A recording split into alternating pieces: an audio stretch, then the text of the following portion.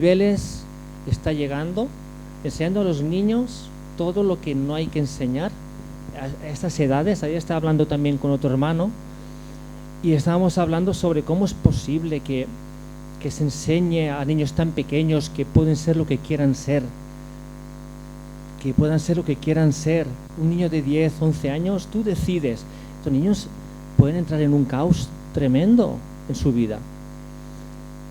En la sociedad en la que vivimos hoy, fijaros que está gritando los cuatro vientos que hay que vivir con el máximo placer que se pueda. Está gritando, vive tu vida, vive tu vida de placer. Solo hay una vida, dicen, ¿verdad? Vívela, que solo hay una.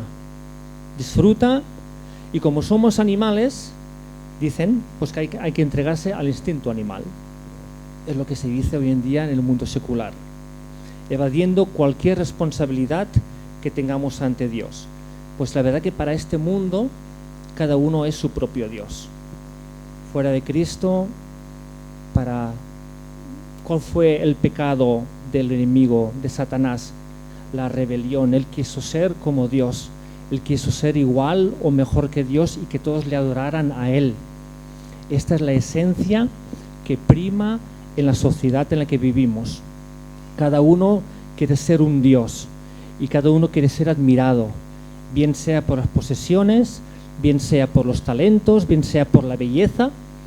En las redes sociales vemos la juventud como se enloquece, queriendo por un like lo que sea, quieren ser adorados, admirados. Y es lo que sale, es lo que hay hoy en este mundo. Este mundo grita, tú eres el dueño de tu destino. Eres libre para ser feliz. Pero Dios te dice, quiero ser dueño de tu destino para que tú seas feliz.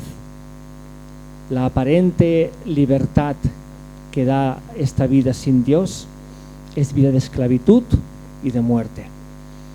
Vamos a ir rápidamente al libro de Romanos, capítulo 8, versículos 5 y 6. Romanos 8, 5 y 6. Fijaros que dice, porque los que son de la carne piensan en las cosas de la carne, pero los que son del Espíritu en las cosas del Espíritu. El 6, porque el ocuparse de la carne es muerte, pero el ocuparse del Espíritu es vida y paz. Yo tengo una traducción que he escrito, que es la Nueva Traducción Viviente, que dice, la segunda parte, por tanto, permitir que la naturaleza pecaminosa les controle la mente,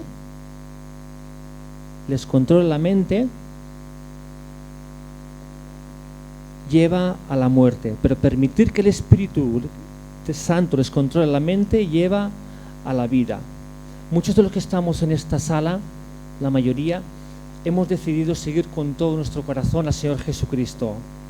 Hemos nacido de nuevo en el Espíritu, ¿verdad? Y hemos hecho una confesión pública de que yo sigo al Señor, bautizándome públicamente y declarando, yo voy a seguir al Señor Jesucristo. Pero sabéis, esto no nos exime de entender una verdad incómoda. Hoy vivimos una verdad incómoda hasta que partamos con el Señor. Y esta verdad incómoda es que tenemos una guerra espiritual continua. Una verdad incómoda es que tenemos una guerra espiritual continua hasta que nos vayamos con el Señor. Y tú dirás, Carlos, ¿y qué guerra hay? Si yo solo veo la guerra de Ucrania y veo la guerra que puede empezar en Taiwán o la que hay con mi vecino. Pues es una guerra que es la guerra de la carne contra el espíritu. Una guerra interior que tenemos cada hijo, hija de Dios, que es la carne contra el espíritu. Ahora vamos a ver qué significa la palabra carne. Alguien podrá decir, bueno, carne, yo tengo carne, ¿no? Tengo que vivir. Para vivir tengo que tener carne. Pues la palabra carne, según la Biblia, para que nos enfoquemos, son los deseos y los afectos que van en contra de Dios. Los deseos y los afectos que viven en nosotros y que van en contra de Dios. No solamente en la actividad sexual, sino en todos los ámbitos de la vida. O sea, cuando la Biblia habla de carne, está hablando de todo aquello que va en contra de la palabra de Dios, inclinaciones, pensamientos. Esto es la carne. Y el Espíritu es el Espíritu Santo que vive en nosotros. Amén. Así que vemos que hay una lucha dentro de nosotros entre nuestra naturaleza caída y la nueva naturaleza de Dios que vive en nosotros. Y alguien dirá, vale, hay una lucha, hay una pelea entre mis deseos de hacer lo que yo quiero, que me da la gana, y entre los deseos de Dios. ¿Dónde se libra esta batalla? ¿Dónde se está librando? En nuestra mente. Es muy importante que entendamos que es una batalla espiritual que se forja en la mente. Dice la palabra en 2 Corintios 10, 4 y 5. Dice, porque las armas de nuestra milicia no son carnales, sino poderosas en Dios para la destrucción de fortalezas. Y el 5, derribando argumentos y toda altivez que se levanta contra el conocimiento de Dios y llevando cautivo todo pensamiento a la obediencia a Cristo. Aquí nos enseña, ¿verdad?, que el Espíritu Santo, por el Espíritu Santo, en nuestras mentes nos enseña, tengo aquí mal, ¿ves? La chuleta es lo malo que hay de tener chuleta, que a veces, como no escribas bien, ya te lías. Nos enseña este pasaje que se nos pueden levantar en nuestra mente fortalezas de oscuridad. En la mente, fortalezas de oscuridad. Dice la palabra, derribando argumentos y toda altivez que se levanta contra el conocimiento de Cristo. ¿Sabéis qué es argumentos y altivez? Esas fortalezas son mentiras creídas. Una mentira creída levanta una fortaleza que impide la entrada de luz a través de tu mente al corazón. Fortalezas que son argumentos que te lanzan directamente desde el infierno, argumentos, y ese argumento, por ejemplo, Dios no te ama. Un argumento que te viene a la mente constantemente puede ser que te dice, Dios no te ama, porque te ha pasado esto, porque te ha pasado aquello, porque estás orando y no viene lo que pides. Y se levanta esa voz, ese argumento que te dice, Dios no te ama. Y ese argumento se convierte en una altivez, se convierte en un orgullo, decir, Dios no me ama. Y eso es una fortaleza, fijaros las fortalezas medievales, que grandes son y que altas, que evitaban la entrada del enemigo. Pues estas fortalezas evitan la entrada de la luz, la entrada de la palabra. El enemigo te podrá decir en tu mente, Dios no te ama. Pero ¿sabéis qué dice la palabra en Romanos 5:8? Pero Dios demuestra su amor por nosotros en esto, en que cuando todavía éramos pecadores, Cristo murió por nosotros. En cuando nosotros llevamos cautivo todo pensamiento, Dios no me ama, lleva este pensamiento cautivo a la obediencia de Cristo. ¿Qué me dice Cristo en su palabra? Que Él murió por mí, que Dios me amó tanto que Cristo murió por mí. Esa palabra, esto, llevado a la obediencia a Cristo, trae libertad, trae destrucción de fortalezas. Hablaremos un poco más de esto. Hay una frase que nos dice, siembra un pensamiento y cosecharás una acción. Siembra una acción y cosecharás un hábito. Siembra un hábito y cosecharás un destino. Y todo empieza por ese pensamiento sembrado que va en aumento hasta que se convierte en un destino. Pensamiento, acción, hábito y destino. Es un dicho muy acertado, pero la realidad de Dios va mucho más allá cuando sembramos la palabra de Dios en nuestras mentes. Cuando la entendemos y la aplicamos, trae una transformación con el carácter de Cristo. Hay una lucha muy real en nuestra mente. Por eso hay que estar alerta, iglesia. Hay que estar alerta qué es lo que a ti, qué es lo que te dice la palabra, que no puedes creer. ¿Qué es lo que te dice la palabra? Que no puedes vivir. Y cuando tú identificas esto, hay una palabra en la Biblia que te dice lo contrario de lo que tú estás pensando. Esto te va a traer vida y vida en abundancia. Por eso es tan importante que los cristianos leamos la palabra a diario. ¿Cómo sé yo las promesas que Dios tiene preparada para mí si no leo la palabra? ¿Cómo sé quién soy para Dios si no leo su corazón a través de la palabra? Enviaron un vídeo en el grupo de WhatsApp. Si alguien aquí no está en el grupo de WhatsApp de la iglesia, después que nos lo digan y lo ponemos en el grupo de la iglesia, ¿vale? Quien lo desee y no esté dentro. Alguien puso en el WhatsApp, ¿quién fue? Sí, Eli creo. Y puso algo que dijo que científicamente se está estudiando y se está viendo que cuando una persona lee la Biblia una vez por semana, algo afecta al sistema neuronal. Si me equivoco, perdonad, pero más o menos será esto. Afecta algo a al sistema neuronal que no sé qué, ya lo enviaré otra vez. Total, decía que si alguien lee la palabra de Dios 4 veces al día, la lee y le profundiza en lo que está leyendo, esto científicamente trae una transformación al cerebro, algo profundo, algo que científicamente no pasa cuando lees el Quijote, cuando lees el mejor libro que dicen que hay fuera de la Biblia. Cuando tú lees la Biblia 4 o más días a la semana, algo sucede en el cerebro, naturalmente, pero espiritualmente sucede muchísimo más. Trae libertad. Entonces, qué importante es, familia, que tengamos el hábito de leer y de estudiar y de comer la palabra de Dios. Amén. Primer punto, hemos visto, estamos viviendo en medio de un conflicto espiritual. El segundo punto que os quiero hablar rápidamente es que tenemos que pelear esta batalla espiritual. Sabemos que estamos sumergidos en una batalla espiritual, que el campo de batalla es nuestra mente y cómo hay que pelear, cómo peleo esta guerra. Sin duda alguna, las batallas hay que pelearlas. Fijaros que, ¿cuántos de aquí saben de algo del campo? ¿Quién sabe un poquito cómo llevar el campo? Muy bien.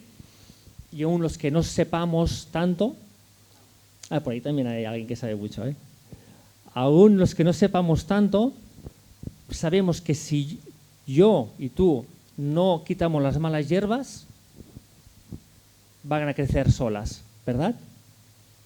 Si no se cuida, las malas hierbas van a crecer. No se va a cuidar por sí solo. ¿Os imagináis un campo que automáticamente se cuidará por sí solo? Cada semana se seca la mala hierba y se muere sola. Y venga, siempre perfecto. Pues no. Hay que ir a trabajar y arrancar la mala hierba.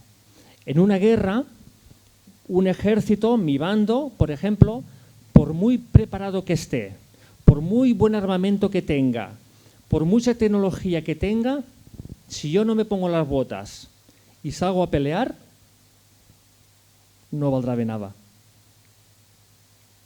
¿Qué quiero decir con esto? Que las batallas hay que pelearlas, hay que trabajarlas.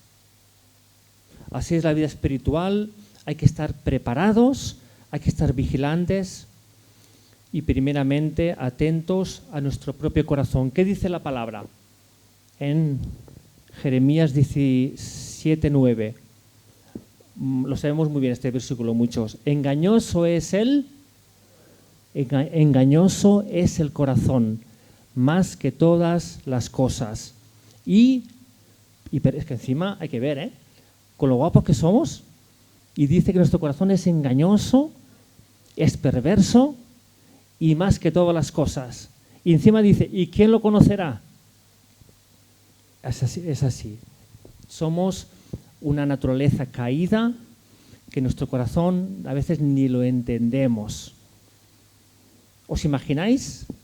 Imagináis por un momento que inventan un proyector que pudiera proyectar nuestros pensamientos. Y que dijeran, vamos a proyectar los pensamientos, pon tu nombre. Venga, hoy toca proyectar los pensamientos de tal persona, no de último mes, de la última semana. Yo saldría corriendo, ¿eh? ¿Quién no saldría corriendo? Porque el corazón es engañoso, es perverso.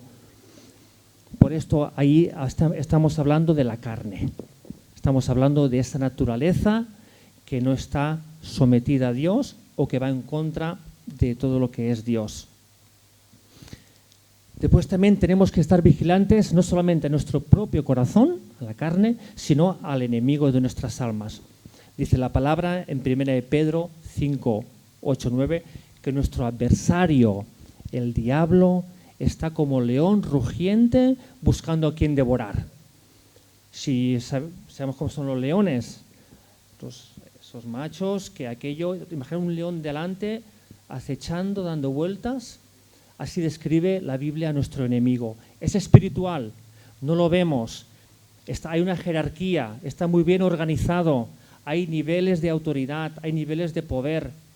Algún día vamos a hablar también del reino de las tinieblas.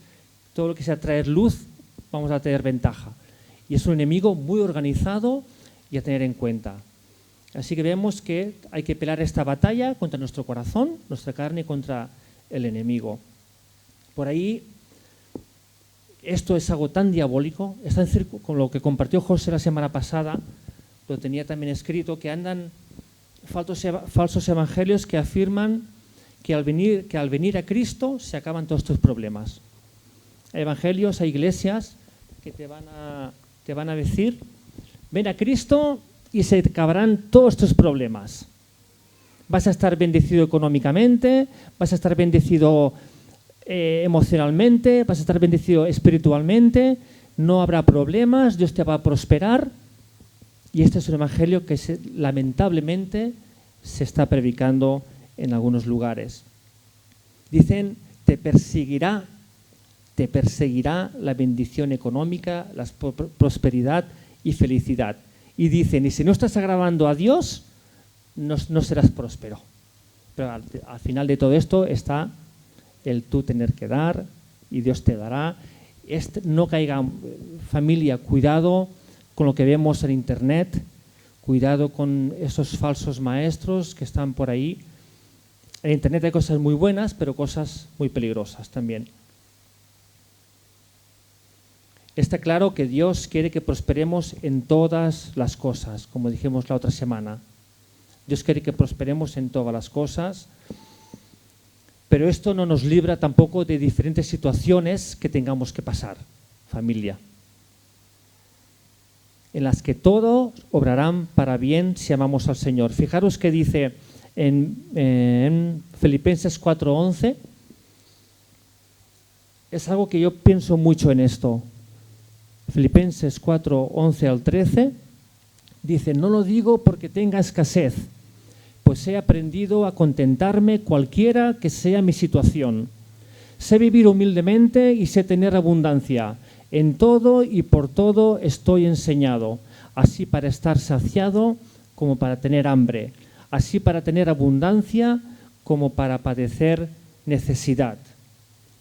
Y dice, este versículo es de mis favoritos, todo lo puedo en Cristo que me fortalece. Esto le escribía a un hombre que escribió gran parte del Nuevo Testamento. El apóstol Pablo, inspirado por el Espíritu Santo, él tuvo diferentes situaciones en su vida que tuvo que aprender a lidiar con esas rachas que venían.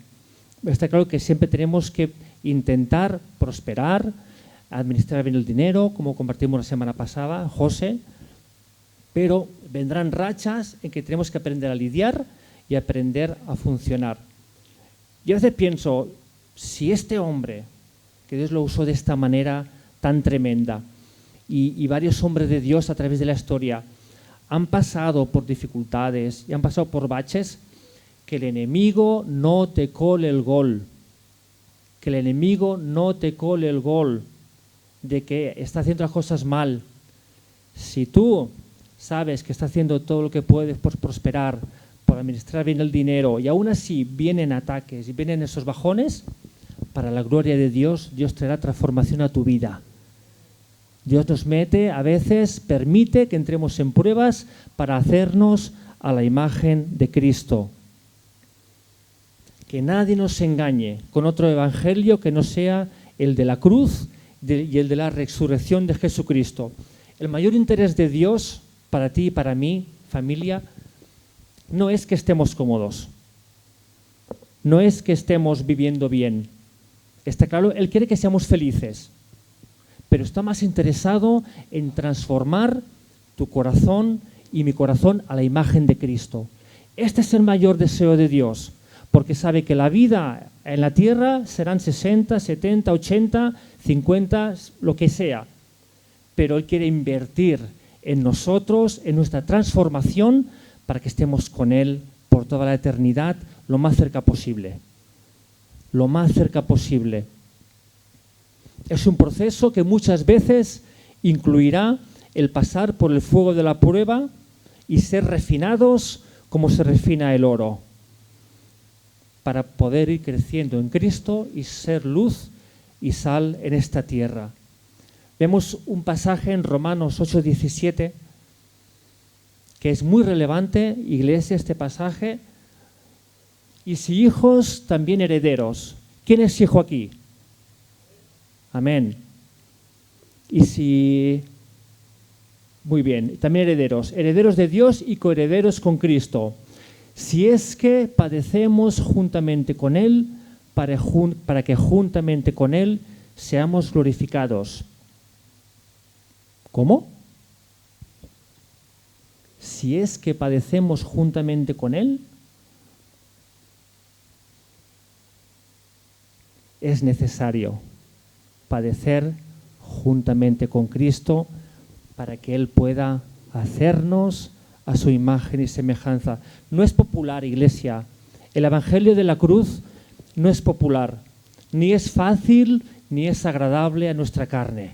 Porque todo aquello que vive en nosotros y que no se somete o no se quiere someter a la palabra de Dios, eso duele. Y Dios, si tiene que coger una maceta y un escarpio, la va a coger porque nos ama. No es fácil tener que asimilar que para vivir una vida de victoria en Cristo hay que aprender a morir. Hay que aprender a negarse a las cosas que no agradan a Dios. Hay que aprender a morir a las cosas que no agradan a Dios. Pero la buena noticia, no hay que aprender a morir y a no hacer aquello que no agrada a Dios.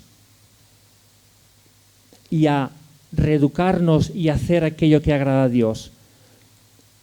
Lo podemos hacer, pero podemos hacer porque Dios dijo, no os dejaré huérfanos, no os dejaré solos, sino que enviaré el Espíritu Santo y Él os guiará, Él os ayudará, Él os dará el poder para vencer aquello que va en contra de mi voluntad.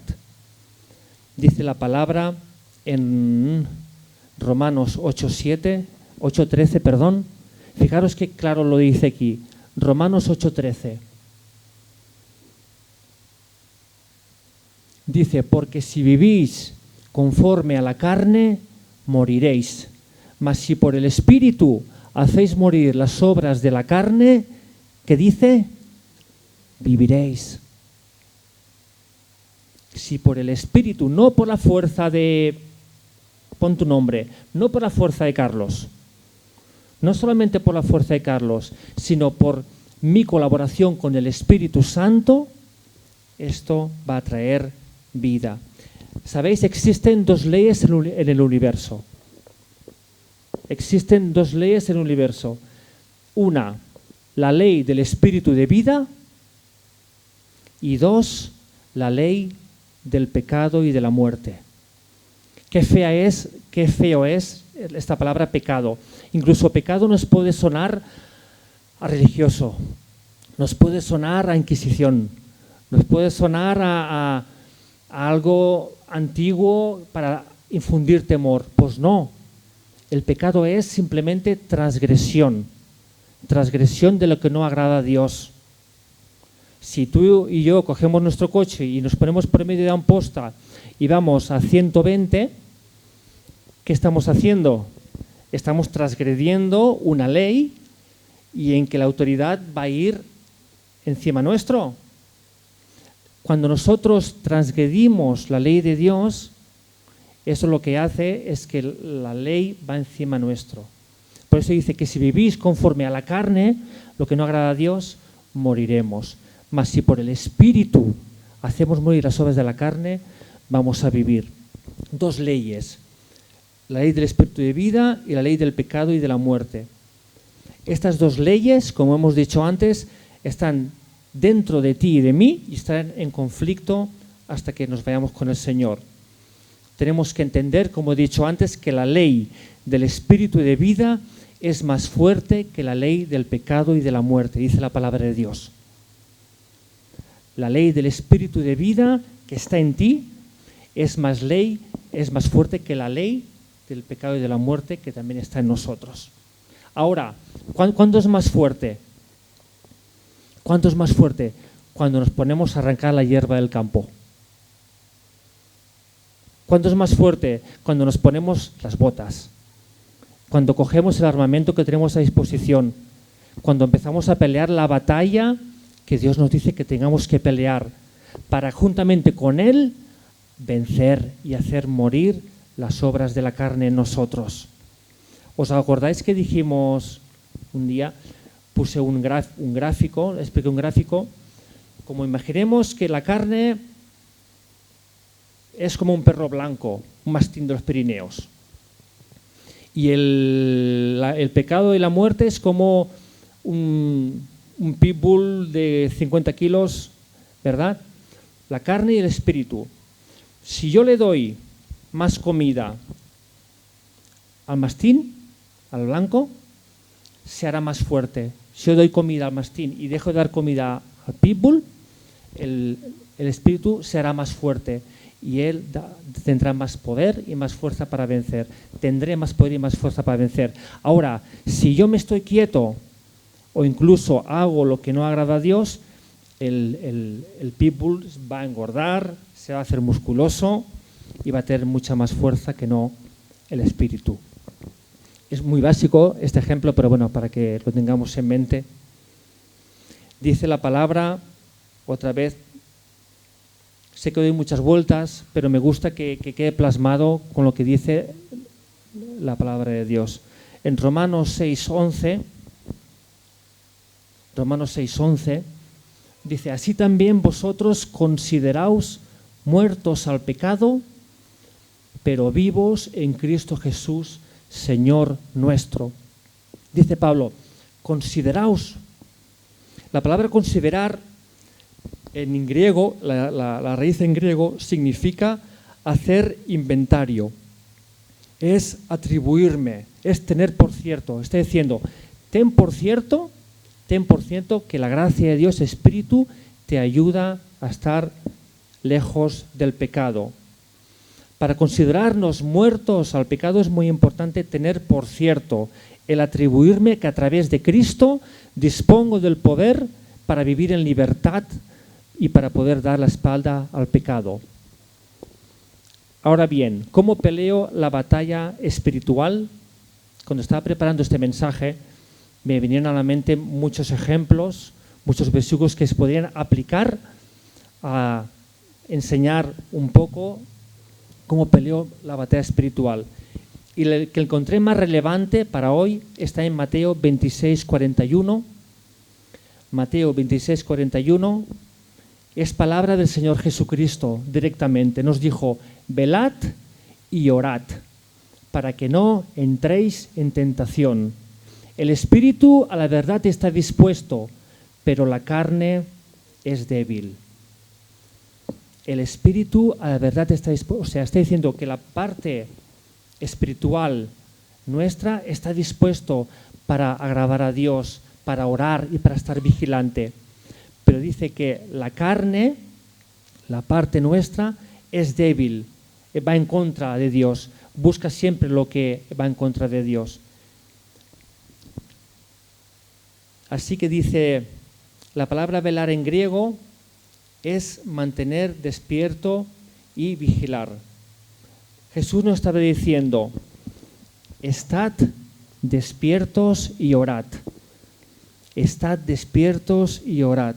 El Señor, aquí Dios sabía que es muy fácil, familia, es muy fácil el quedarnos dormidos. Lo contrario de velar es dormir. Velar es estar vigilante. Y Jesús sabía que somos carne, que somos polvo y que nos podemos despistar muy fácilmente con tantos afanes, con tantos problemas, con el ritmo que nos impone este sistema. Es muy fácil despistarse y entrar en el bucle de la rutina diaria. ¿A quién le suena eso? El bucle de la rutina diaria. Tantas cosas que hacer, tantas cosas, agujeros que tapar. Ocupándonos de lo urgente y descuidándonos de lo que verdaderamente es importante, que es nuestra vida íntima con Dios. Yo siempre digo esta frase que me encanta. Ocupémonos de lo importante. ¿Cómo era?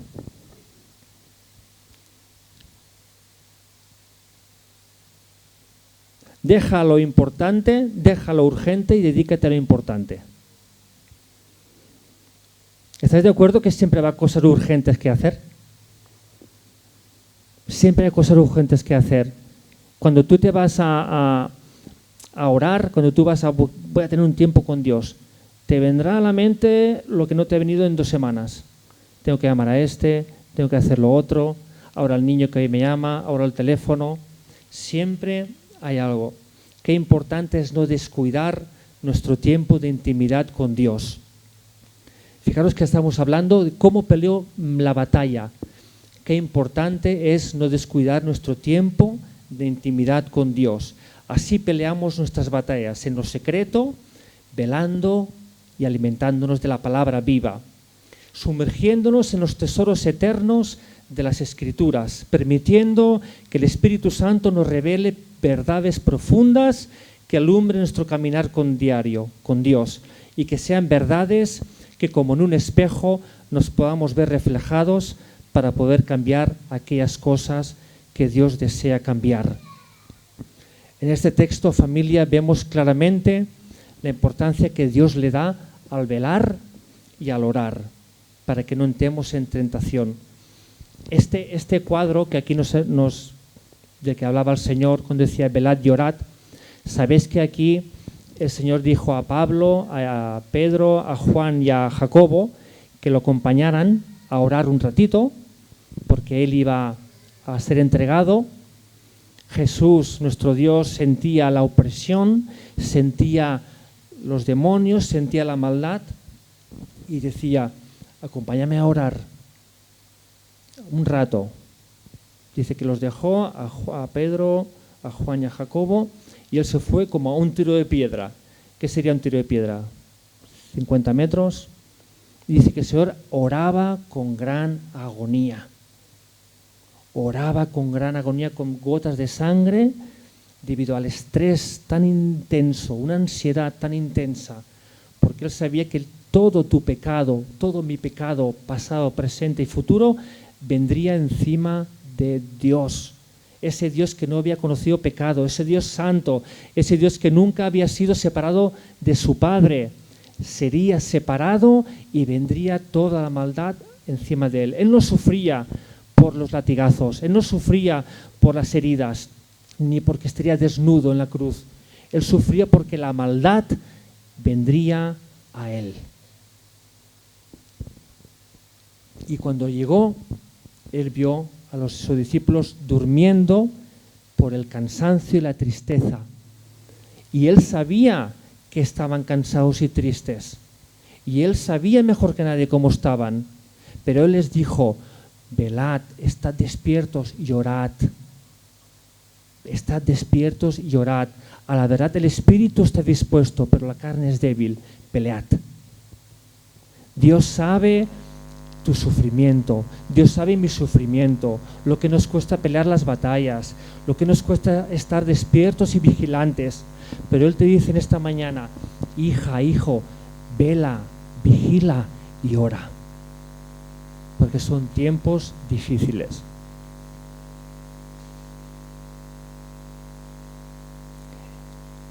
No podemos velar sin orar, no podemos estar despiertos sin orar y no podemos orar sin estar despiertos. Va de la mano. La oración, familia, os quiero presentar entre todas las armas que tenemos a nuestra disposición. Quiero profundizar un poco en la oración. La oración es un tesoro tan grande, familia, que tenemos tú y yo. Un tesoro tan grande el poder comunicarnos con nuestro Señor Jesucristo, con nuestro Padre Celestial. Un tesoro tan grande, y si somos realistas, qué descuidada la tenemos, qué infravalorada la tenemos. Y yo me pongo primero. Dice en Jeremías 33:3, clama a mí y yo te responderé y te revelaré y te enseñaré cosas grandes y ocultas que tú no conoces. ¿Cómo? A través de la oración. Clama a mí y yo te responderé. Y no solamente te responderé, sino que te revelaré, te enseñaré cosas grandes y ocultas. Fijaros que el Señor Jesús, siendo Dios, qué lección de humildad nos dio, en que cuántos pasajes nos enseña la palabra de que Él se apartaba e iba a orar al Padre. Él se levantaba de madrugada e iba a orar al Padre. Él, siendo Dios, pero con condición de hombre, Él necesitaba estar cerca del corazón del Padre, para que el Padre le revelara, lo guiara y le enseñara. Él necesitaba, siendo Dios, consejo de su Padre. Él necesitaba, siendo Dios, dirección de su Padre, corrección. La oración, familia, no es un monólogo, sino que es un diálogo con nuestro Dios. La oración está bien, el poder pedirle al Señor, pero es también importante el aprender a escuchar. Sé que es algo profundo, pero es importante que también aprendamos.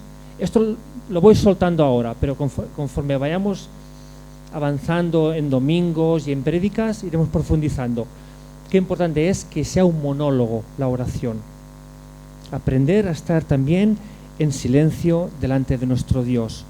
Eso nos ayudará a escuchar su voz en nuestro interior y a discernirla. Hay más armas para pelear la batalla espiritual, como también el ayuno, las alabanzas, pero esto lo vamos a ver otros días. Para acabar, familia, para concluir, quiero decir que el Evangelio es la mejor noticia que nos ha ocurrido, familia. El Evangelio es la mejor noticia que puede tener la humanidad. Se dice que la salvación es gratis, eso dicen, ¿verdad? Es gratis, pero no es barata. La salvación es gratis, pero no es barata. En el Evangelio de nuestro Señor Jesucristo hay una base inamovible, y es que para vivir una vida plena, escuchad esto, familia, para vivir una vida plena con Dios hay que aprender a morir. Qué mal suena, ¿verdad? Pero qué verdad. Aquí estoy yo, aquí estás tú, aquí está la vida plena, pero en medio está la cruz, sí o sí. Es el Evangelio de la cruz. Yo tengo que pasar por esa cruz, abrazar la cruz para poder disfrutar de esas verdades, de esa paz, esa bendición, esa vida plena.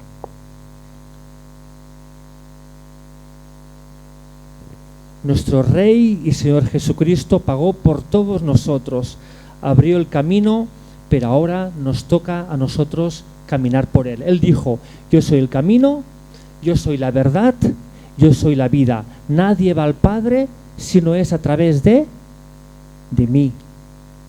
Dijo Jesús: yo soy el camino. Ahora tenemos que andar por él. Dice la palabra en Hechos 14:22. Hechos 14:22 dice: confirmando los ánimos de los discípulos, exhortándoles a que permaneciesen en la fe y diciéndoles: es necesario que a través de muchas tribulaciones entremos en el reino de Dios. Es necesario. Es que si aquí dijera, bueno, es posible que depende de la vida que vayas a llevar, puedas tener tribulaciones. No, es el evangelio real, es el evangelio que tenemos que mentalizarnos de que es un evangelio de abundancia, de vida y de paz, pero que no nos eximirá de tribulaciones, queridos. Vamos a ver un paso práctico para poder pelear con eficacia contra el diablo y contra nuestras propias inclinaciones. Es un arma que muchas veces no sabemos cómo usarla, bien sea porque nos cansamos enseguida. ¿Sabes qué arma es? La oración. Es un arma que tenemos que aprender a usarla.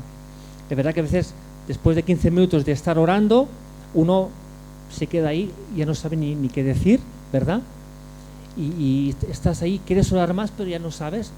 O tu mente se va por aquí, o tu mente se va por allá.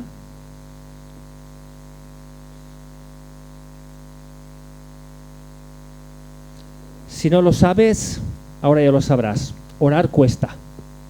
Y no dinero, cuesta. Normalmente no apetece. Habrá momentos, yo os hablo desde mi experiencia, habrá momentos en que sí, en que te viene un anhelo y el Espíritu Santo te llama a ese lugar secreto y vas a orar y con ganas, pero la mayor parte de las veces no hay ganas. Está la chicha, está la carne que cuesta. A mí personalmente me cuesta. Es una lucha contra mi carne y contra el mismo infierno. Dice la palabra en Santiago 5:16, ya estoy acabando. Dice la palabra: la oración eficaz del justo puede mucho, y el diablo lo sabe. La oración del justo, la oración de que se ha entregado a Jesucristo, el que ha dado su vida, el que sigue a Jesucristo y está justificado por la sangre del Cordero, ahí es una oración que es eficaz. En las guerras, ¿sabéis lo primero que se intenta destruir? ¿Sabéis qué es? Eso salió en las noticias cuando empezó la guerra de Ucrania. Lo primero que se quería destruir eran las torres de comunicación.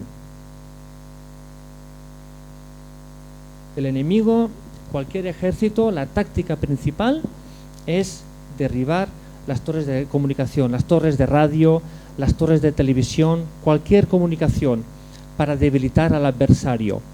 El enemigo lo sabe. Tu enemigo y mi enemigo lo sabe.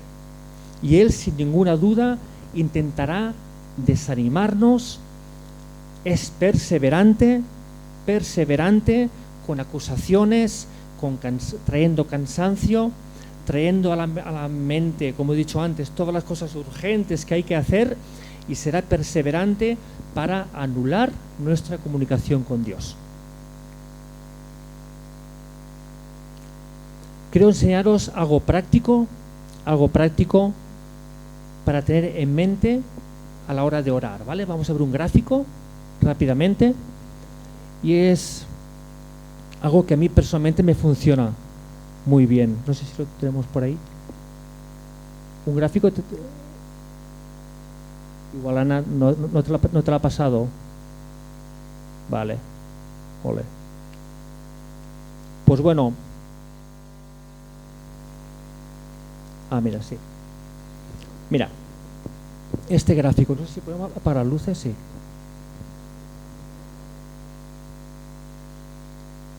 ¿Veis? ¿Se ve bien? Vemos aquí esos círculos y se puede apagar la luz esta aquí.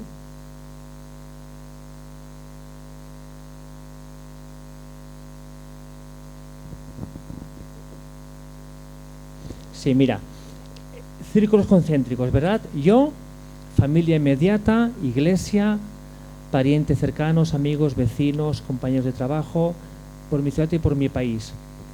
Qué importante es a la hora de orar, familia, tener un orden en nuestro corazón, en nuestra mente. Personalmente, algo que funciona muy bien. Cuando empieces a orar, primeramente, si puedes leer la palabra de Dios, lea la palabra de Dios, invitándole al Espíritu Santo que te revele Escrituras. Cualquier pasaje, capítulo que cojas, ponte delante del Señor, ora, alumbra mi corazón, alumbra mi mente y lee una porción del Evangelio o de Salmos, lo que te venga. Léelo con tranquilidad. Algo que me da muy bien personalmente es poner música de adoración de fondo, me encanta, porque dice la palabra que Dios habita en medio de la alabanza de su pueblo. No dice Dios habita en medio de la alabanza en directo.